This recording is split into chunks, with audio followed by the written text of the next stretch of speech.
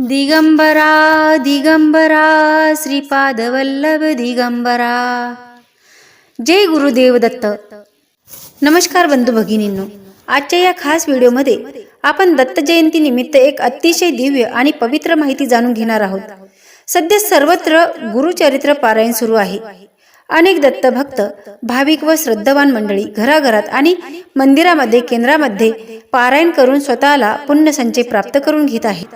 आजच्या या खास व्हिडिओमध्ये मी तुमच्यासाठी अशी माहिती घेऊन आले आहे की तुम्ही जे गुरुचरित्राचे पारायण करत आहात त्या पारायणातील प्रत्येक अध्यायाची कोणकोणती फलश्रुती मिळते हे आपण आजच्या व्हिडिओमध्ये सविस्तर पाहणार आहोत. त्यासाठी हा व्हिडिओ शेवटपर्यंत नक्की बघा. चॅनलवर कोणी नवीन असाल तर चॅनलला सबस्क्राईब करा, या व्हिडिओला लाईक करा आणि हा व्हिडिओ जास्तीत जास्त लोकांपर्यंत शेअर करा. गुरुचरित्र ग्रंथामध्ये एकूण 53 अध्याय आहेत. तर आजच्या व्हिडिओमध्ये आपण या प्रत्येकी अध्यायाची काय फलश्रुती आपल्याला मिळते हे बघणार आहोत. तसं तर मित्रांनो, गुरुचरित्राचे पारायण करणं म्हणजे ही पूर्वजन्मेची पुण्याई, हे भाग्यच. आपल्या मनात, आपल्या डोक्यात गुरुचरित्र पारायण करण्याचा विचार आला तर ते योगायोग नसतो, तर दत्तगुरूंचाच संकेत असतो. देवच आपल्याकडून ते पारायण करून घेत असतो. स्वामींनीच ती बुद्धी दिलेली असते. गुरुचरित्र पारायण करणं म्हणजे पूर्वजन्मी केलेल्या पुण्याची शक्ती आपल्या मागे उभी असते. तुमच्याकडे कितीही पैसा असो, प्रतिष्ठा असो, प्रॉपर्टी असो, पण गुरुचरित्र पारायण करण्याची प्रेरणा आणि संधी ही प्रत्येकाच्या नशिबात नसते. स्वामी महाराज ज्यांच्याकडून पारायण करून घ्यायचे त्यांनाच योग्य वेळी ती बुद्धी देत असतात, ती ओढ, ती प्रेरणा देत असतात. गुरुचरित्राचे पारायण घरी केले तर त्याचे फळ 10 पट वाढते आणि मंदिरात किंवा पारायण केंद्रात म्हणजे स्वामी समर्थ केंद्रात केले तर त्याचे फळ 100 पटीने वाढते. कारण तिथे पूर्ण पॉझिटिव्ह ऊर्जा, देवाचे चैतन्य आणि भक्तींच्या भक्तिभावाने भरलेले वातावरण असते. पूर्ण गुरुचरित्राचा ग्रंथ वाचण्याचे भाग्य खूप थोड्या लोकांना मिळते. आणि आजच्या या व्हिडिओमध्ये आपण बघणार आहोत गुरुचरित्रातील जे 53 अध्याय आहेत त्या प्रत्येक अध्यायाची नेमकी कोणती फलश्रुती मिळते, कुठला अध्याय कोणते फळ देतो, कशासाठी कोणता अध्याय श्रेष्ठ आहे, हे सर्व आपण आज सविस्तर जाणून घेणार आहोत. चला तर मग सुरुवात करूया गुरुचरित्रातील अध्यायांच्या दैवी फलश्रुतीची. जय गुरुदेव दत्त. तर मित्रमैत्रिणींनो, श्री गुरुचरित्र ग्रंथातील प्रत्येक अध्यायातील क्रमशः आपण काय फलश्रुती मिळते ते बघूया. तर अध्याय पहिला, नित्य गुरुचिंतनाने संपूर्ण जीवन मंगलमय होते. अध्याय दुसरा, कलीबाधा व सर्व रोगबाधा नाहीशी होतात. अध्याय तिसरा, गुरुकोपाचे शमन होते व व्रताची पूर्तता होते. अध्याय चौथा, श्री छळण्याचा दोष जातो व स्वहिताचे रक्षण होते. अध्याय पाचवा, शारीरिक व्यंगे नष्ट होतात, ज्ञानाची प्राप्ती होते. अध्याय 6वा, दैवी कोप दूर होतो व विद्याप्राप्ती होते. अध्याय 7वा, पंचमहापापादी सर्व पातके नाहीशी होतात. गुरुचरित्रातील अध्याय 8वा, हा वाचल्याने बुद्धिमांद्य नाहीसे होतात, विवाह कार्य सुलभ होतात. अध्याय 9वा वाचन केल्याने सर्व शुभ कामना गुरुकृपेने पूर्ण होतात. अध्याय 10वा वाचन केल्यास नवस फळाला येतात, चोरीचा आळ दूर होतो. अध्याय 11वा वाचन केल्यास वाचा दोष तसेच वेड नाहीसे होते. अध्याय 12वा वाचन केल्यास संकटे, दैन्य, दारिद्र्य याचे निवारण होते. अध्याय 13वा वाचन केल्यास सर्व प्रकारच्या पोटाच्या व्याधी नाहीशा होतात. अध्याय 14वा वाचन केल्यास प्राणघातक गंडातरापासून संरक्षण लाभते. गुरुचरित्रातील अध्याय 15वा वाचन केल्यास तीर्थयात्रांना सफलता प्राप्त होते. अध्याय 16वा वाचन केल्यास आदरणीयांची निंदा, अपमान केल्याचा दोष दूर होतो. गुरुचरित्र ग्रंथामधील अध्याय 17वा वाचन केल्यास ज्ञान व गुरुकृपा यांचा लाभ होतो. मित्रांनो, या अध्यायाची झेरॉक्स काढून तुम्ही तुमच्या मुला-मुलीला जे शाळेमध्ये शिकत असतील किंवा कॉलेजात शिकत असतील, त्या जे अभ्यास करत असतील त्यांच्या लक्षात राहत नसेल तर त्यांना याची झेरॉक्स काढून याचे वाचन अवश्य करायला लावा. कारण 17वा अध्याय वाचन केल्याने ज्ञान व गुरुकृपा यांचा लाभ होतो. अध्याय 18वा वाचन केल्यास संपत्तीचा लाभ होऊन दारिद्र्य नाहीसे होते. अध्याय 19वा, भाग्यवृद्धी होते, सद्गुरूंचा लाभ होतो. बंधू भगिनींनो, गुरुचरित्र ग्रंथामधील अध्याय 19 वाचन केल्यास भाग्यवृद्धी होते, सद्गुरूंचा लाभ होतो, त्रिस्थळी यातर पुण्य लाभते. अध्याय 20 वाचन केल्यास गुरुस्मरण करुणी मनी, पूजा करी ओ गुरुचरणी, तुझे पाप होईल धुनी, ब्रह्मा संबंध परिहरेल. अध्याय 21 वाचन केल्यास मृत्यू भयापासून मुक्तता मिळते.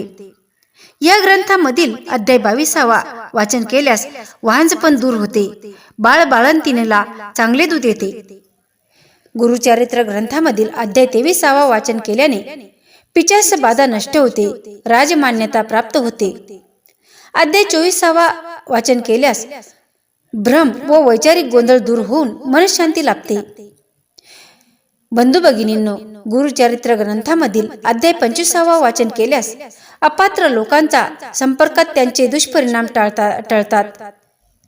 गुरुचरित्र ग्रंथामधील अध्याय 26 वाचन केल्यास कितीही कट्टर शत्रू असले तरीही ते निष्भ्रम होऊन शरण येतात.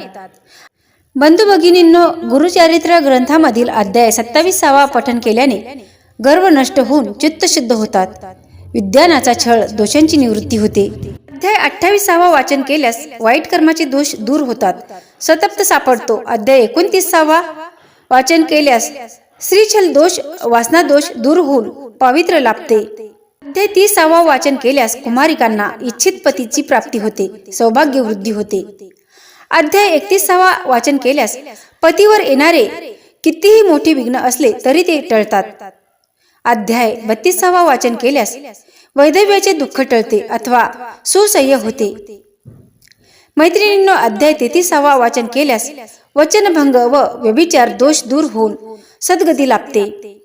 अध्याय 34 वाचन केल्यास प्राण संकटाचे निवारण होऊन आयुष्य वृद्धी होते. मित्रांनो, गुरुचरित्र ग्रंथामधील अध्याय 35 वाचन केल्याने आपल्या जवळचे जे हरवलेले आहे, जे नष्ट झालेले आहे, ते पुन्हा आपल्याला प्राप्त होते. तुटलेले संबंध पुन्हा जुळतात. अध्याय 36 वाचन केल्याने चुकीच्या समजुती जाऊन अंतःकरण शुद्ध होते.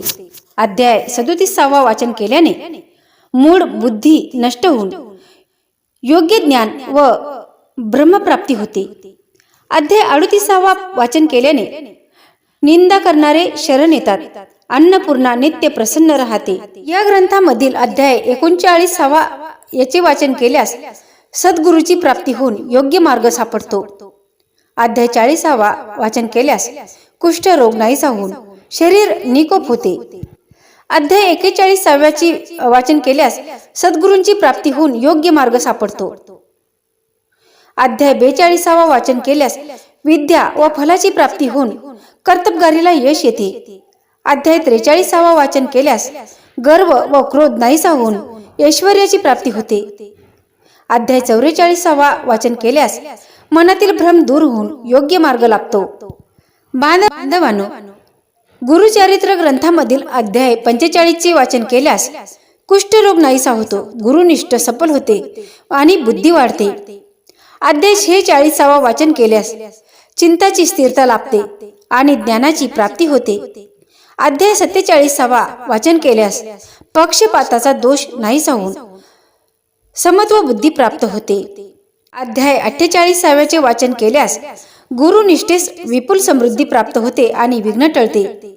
अध्याय 49 वाचन केल्यास तीर्थक्षेत्राबद्दल आदर वाढतो, सर्व पापांचे समान होते.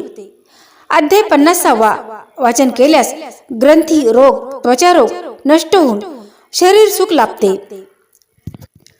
अध्याय 51 वाचन केल्यास सुख समृद्धी व अंती मोक्ष प्राप्ती होते.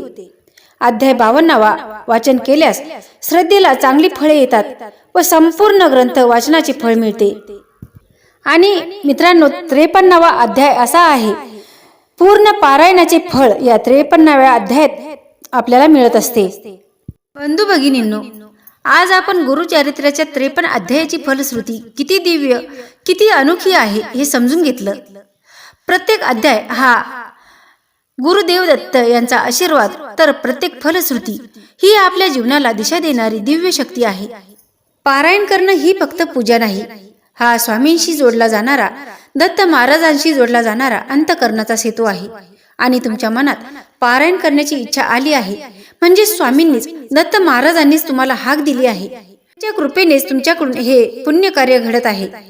जर या व्हिडिओमधील माहिती तुम्हाला उपयुक्त वाटली असेल तर आवर्जून लाईक करा, शेअर करा आणि चॅनलवर कोणी नवीन असाल तर चॅनलला सबस्क्राईब करायला विसरू नका. कारण पुढच्या व्हिडिओमध्येही आपण दत्तचरित्र, दत्त महाराजांच्या लीला अमृत आणि पारायणाविषयी अजून अद्भुत माहिती घेऊन येणार आहोत. श्री स्वामी समर्थ. जय गुरुदेव दत्त.